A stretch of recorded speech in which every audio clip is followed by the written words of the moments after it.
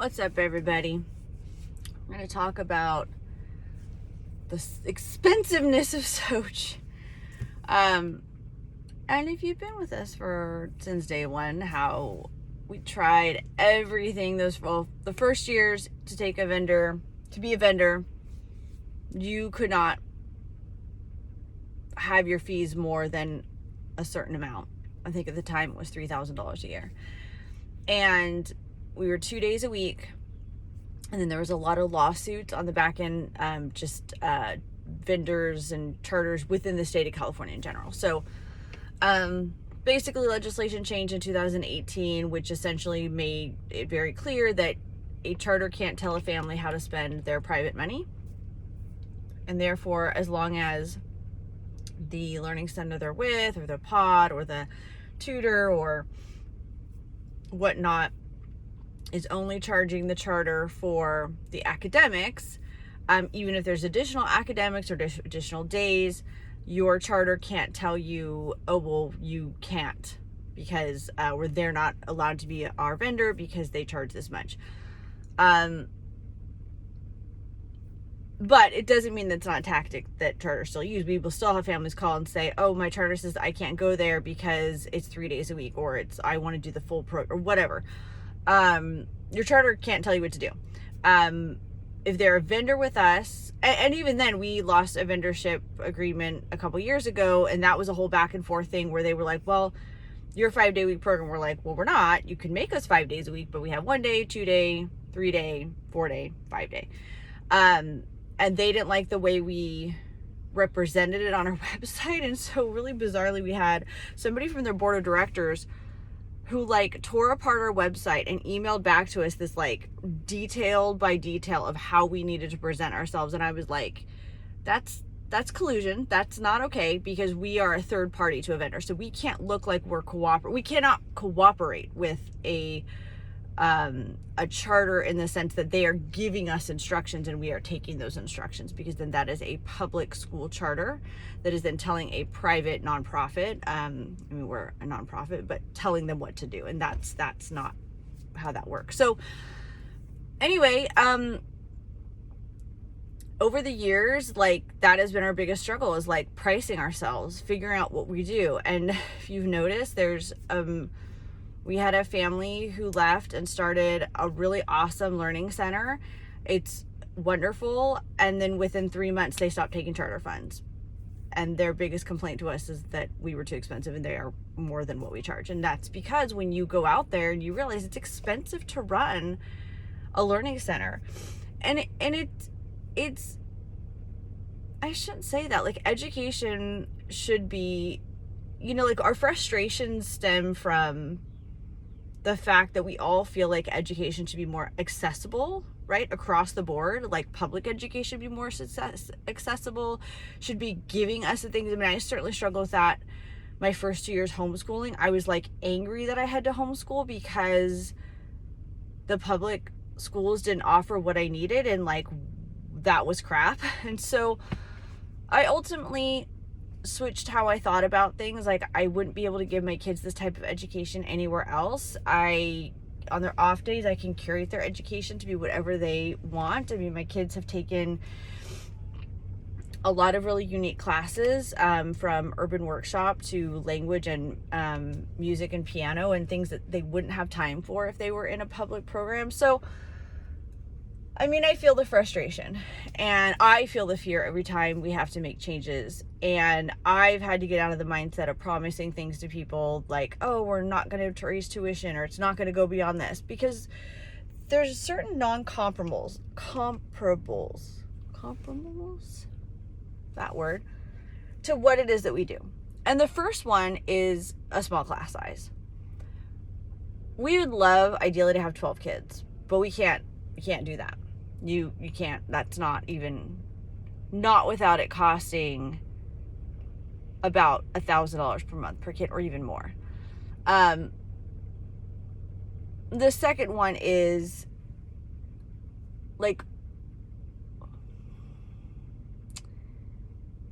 you want to have small class sizes, but it's got to be reasonable, right? So we set our class sizes between to be between 16 and 18 students. But the reality is that's not a hard and fast line. We have a first grade this year that is the calmest, most, they're like little sponges. They're like the most receptive first grade we've had in years. We would not bat an eye to go to 18 kids in that class. And normally first grade, we kind of hover around 16. But there are years where first grade has felt overwhelming at 12 kids, right? So it's not a hard and fast rule, because we have to be, again, that is what SOCHH does, right? Like it's the differentiation, it's the working with the kiddos where they're at, it's making sure that we're creating and fostering an environment in the classroom where they can thrive academically and they can get their needs met. And so if a more exuberant class of 12 is the limit, then that's the limit. And if a class has 15 and can take a 16, 17, or 18 kid because they're a calm, well-received class, we can do that. But that really is hard to predictably budget those things. And it's also hard because I both teach and administer, and I see both sides. Yeah. So when I started, and I had found a hybrid homeschool at a private school, we left because we aren't religious, and ultimately because we had already been told that program was going to close down. It was also an afterthought. The program was like a little, like we were shoved into like this really weird corner room, and like the kids didn't have the same recess, and it was really not included, part of a community. And it was expensive. And I thought, well, private schools are expensive. And for all intents and purposes, what you're getting at SOCHH is more than what you would get at a private school. So there's a price tag that comes with that. And it sucks. I dislike it, but it is of the world of which we live, right? There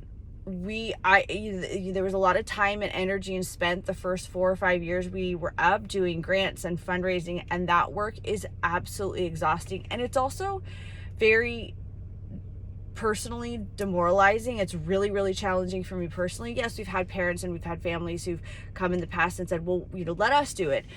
And like I've said previously, that's really well intentioned, and we would love that. But I would spend hours training somebody or working with them for them to drop the ball, or for them to make decisions and or representations that were not what we do. And that's really, really hard, because then you've spent time and you've had zero effort or nothing to result in it. But when I was doing it, the reason it's so challenging is because it's really hard to explain to a non-parent what it is that we do and why it has this niche and why it needs to exist in the world. Especially with the fallacies that run rampant about what IEPs and 504s are, and especially with, there's already a lot of contention between charter schools, brick and mortar charter schools, and public schools, and there's a lot of misinformation about what they do.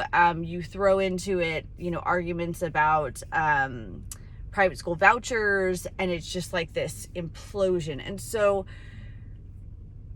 it's like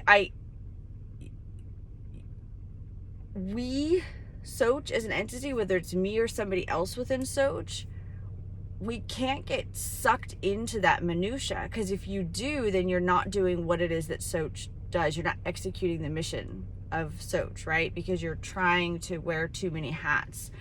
And yeah, I mean, and people have left. We've had staff leave because they're not paid enough. We've had parents who have concerns over that, and then I say, we'd have to raise tuition to X to be able to get to this number. And they're like, well, we don't want to do that. I'm like, right? Because it's that catch-22.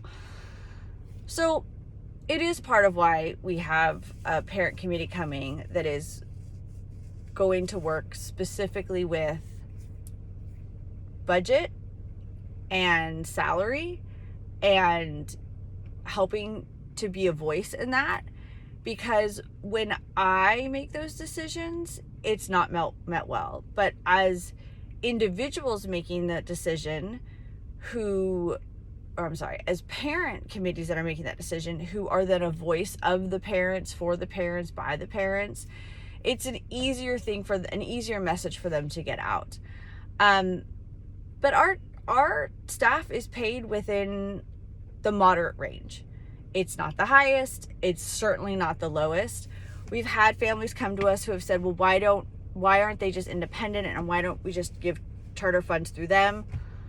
Nobody in their right mind who needs a steady paycheck can do charter, can build charters. So you are going to teach for the month, and then you're going to put the certificate and then maybe get paid in 1 or 2, potentially 3 months if they're on time. Nobody can do that. The people who do that set out on a mission as like, I'm going to tutor, or I'm going to create a pod, and I'm going to do that because I either have an additional source of steady income or I can afford to do that.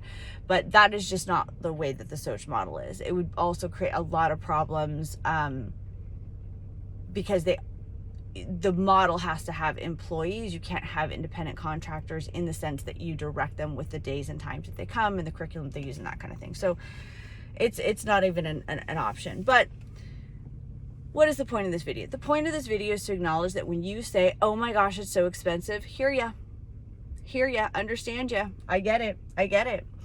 And everything is relative in life, right? What we do is not comparable to what a private school does, because we are the only ones that keep the class sizes small, differentiate the academics. We can give accommodations and modifications on the fly. We create an environment for you and for your student that is so unique and so different, and it's just not out there. And so you are getting what you pay for. And if you don't feel like you're getting what you paid for, then I completely get that too. You just, it's not for you. It's not the year for you. Or it's not the time for you. But if you're sitting there and you're just frustrated because you really want your kids to be here, or you really need your kids to be here, then you need to come to our billing department. You need to talk to them about that. I have said for years, don't let price be the reason that you leave SOCHH. And I'll hear a lot of things and a lot of, so-and-so did so-and-so talk and blah, blah, blah, they're saying this. But to the office, to administration, to me, to billing, maybe 2, 3, 4, 5 people come and talk. Very few people come and talk to us. Which is probably about right, because there's this idea of venting, and maybe you just wanted to vent it out, and that's okay too. I mean, I'd also just like to point out, it's what you value. If you look at, if your kids are in sports, if your kids are in other activities, what is the price that you're paying every month for that? And where does that fit in with what you pay for SOCHH? And the reason I point that out is because, there's some activities where my kids have been in it with other SOCHH kids, and it's, $150, $180 a month, maybe more. And it's once a week for an hour. And we are 3 times a week for 5.5 hours a day. And so you're taking something that's a price per hour. This activity ended up being, like, when you break it down, like $30 an hour. And when you break us down, we're like $7 an hour. And I get that it just feels different because it's this big number every month. But it's just to point out that we all have choices of where we spend our money. And if SOCHH is not where you want to spend your money, I totally, completely understand. I completely wish that it was possible to make it more affordable. I mean, I had a family one time tell me they thought the church donated the space to us, and I was like, no, we pay for a campus, and it's very hard for a learning center to be on a campus like this, because there are specific insurance parameters and county parameters around where you have children and how much space they have to have indoors and outdoors. And so we are very lucky, and it took me 2 years to find this campus. So yeah,